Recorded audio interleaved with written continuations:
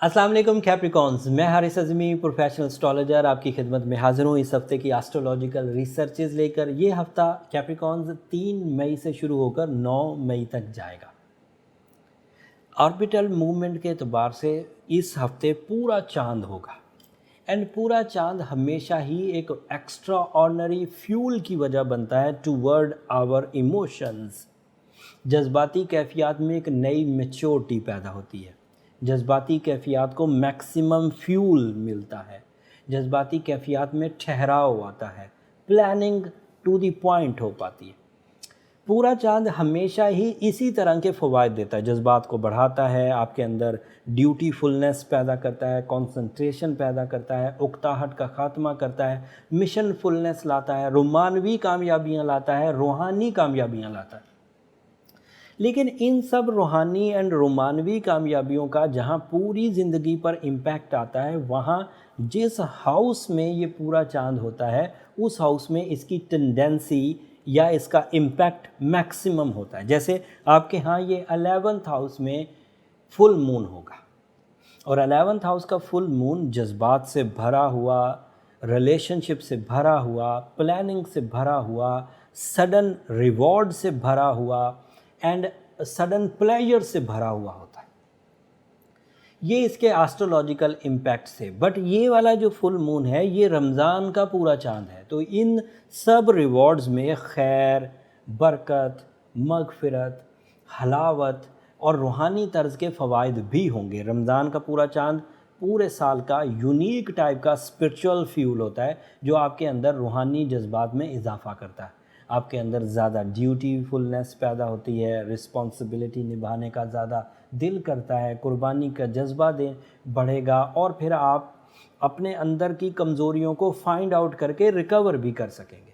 सो ये इस हफ़्ते की इंफॉर्मेशन थी। बट अगले हफ्ते इससे ज़्यादा बड़े इवेंट्स सामने आने वाले हैं जिनका क्लू इस हफ्ते देना बहुत ज़रूरी है। अगले हफ्ते आपका रूलिंग सैटर्न रेट्रोग्रेड हो जाएगा 4 महीने के लिए। अगले हफ्ते Jupiter the sign of good luck retrograde हो जाएगा। अगले हफ्ते Venus the sign of love and care retrograde हो जाएगा। अगले हफ्ते मार्स तब्दील होगा, हाउस बदलेगा। सो अगले हफ्ते ये जितनी रेट्रोग्रेशंस हैं ये कमज़ोर फॉर्म है प्लैनेट्स की और ये आपके किसी न किसी शोबे को कुछ ना कुछ असर तो देंगी। तफसील अगले हफ्ते बयान करूँगा। मैं क्लू इसलिए इस हफ़्ते दिया कि मैं इस हफ़्ते रेमेडी आपके सामने रखना चाह रहा था ताकि वो रेमेडी जो अगले हफ़्ते सिचुएशंस पेश आने वाली हैं और आपको रेमेडी अगर अगले हफ़्ते में प्रिस्क्राइब करता तो आप अगले हफ़्ते परफॉर्म करते और ये जो रमज़ान के कीमती 7 दिन इस हफ़्ते वाले हैं ये ज़ाया हो जाते। मैं चाहता हूँ कि आप इसी हफ़्ते से वो रेमेडी शुरू कर दें ताकि रमज़ान के रोज़ों के ये 7 दिन भी यूज़ हो सकें अपने स्पिरिचुअल बेनिफिट्स के लिए। रेमेडी ये है, एज अ कैप्रिकॉनियन अगर ऑलरेडी आपने रूबी, गार्नेट या फिर एमरल्ड पहन रखा है तो वो ही कंटिन्यू करें। और अगर कोई न्यू है और अभी चाहता है कि मैं फ़र्स्ट टाइम कैलेंडर को समझ रहा हूँ, फर्स्ट टाइम बिहेवियर को समझ रहा हूँ, तो फिर वो रूबी की तरफ जाए। एवरेज रूबी लाइक अगर वो 25 साल से 40 साल के एज ग्रुप में है तो उसे 8 कैरेट पहनना काफ़ी होगा।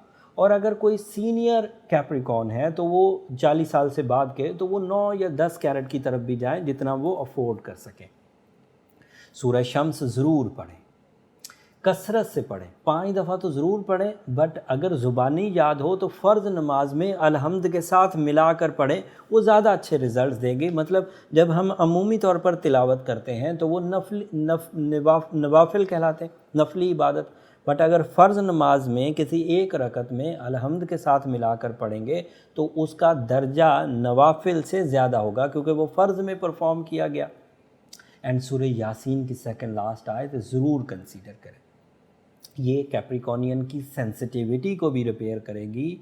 कैप्रिकॉनियन के रूलिंग प्लैनेट सैटर्न की कमज़ोरी जब वो रेट्रोग्रेड होगा उसको भी रिकवर करेगी, जुपिटर को भी रिकवर करेगी, वीनस को भी रिकवर करेगी। और इसकी रिकवरी से आप में वो कांस्टेंट एबिलिटीज़ जो रेट्रोग्रेशन सीज़न से पहले चल रही हैं वो ही चलती रहेंगी एंड आप मिशनफुली अपने मकासद को हासिल करते रहेंगे, मिशंस पर एक्टिव रहेंगे, आप पीछे नहीं हटेंगे, डरेंगे नहीं, सेंसिटिव नहीं होंगे। लेकिन अगर कोई कैप्रिकॉर्न ऑलरेडी वीक है, उसका सैटर्न उसकी पैदाइश के वक़्त ही रेट्रोग्रेड था या कमज़ोर था, तो उसका इम्पैक्ट फिर आपकी ज़ात पर ज़रा सिवियर आएगा। वो अगले हफ्ते तफसील बयान करूँगा कि किन किन शोबों के कैप्रिकॉर्नियंस को ज़्यादा ट्रबल होगी। 2 वीडियोस दूंगा आपकी खिदमत में तफसीली, एक रेट्रोग्रेशन इम्पैक्ट्स पर और दूसरा आपकी वीकली हॉरोस्कोप में वो इम्पैक्ट्स आपकी लाइफ के किन किन एरियाज़ में, किन किन सेक्टर्स में होने जा रहा है, वो तफसील बयान करूँगा।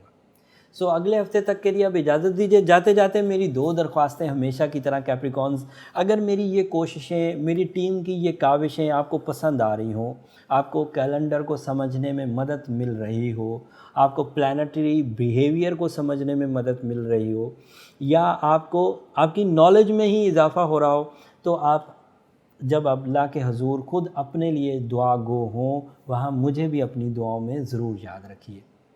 मैं हमेशा एलानिया ये बात कहता हूँ कि आपकी दुआएं न सिर्फ मेरी इस दुनिया के लिए सबसे कीमती सरमाया है, बल्कि आखिरत का भी सबसे कीमती सरमाया है।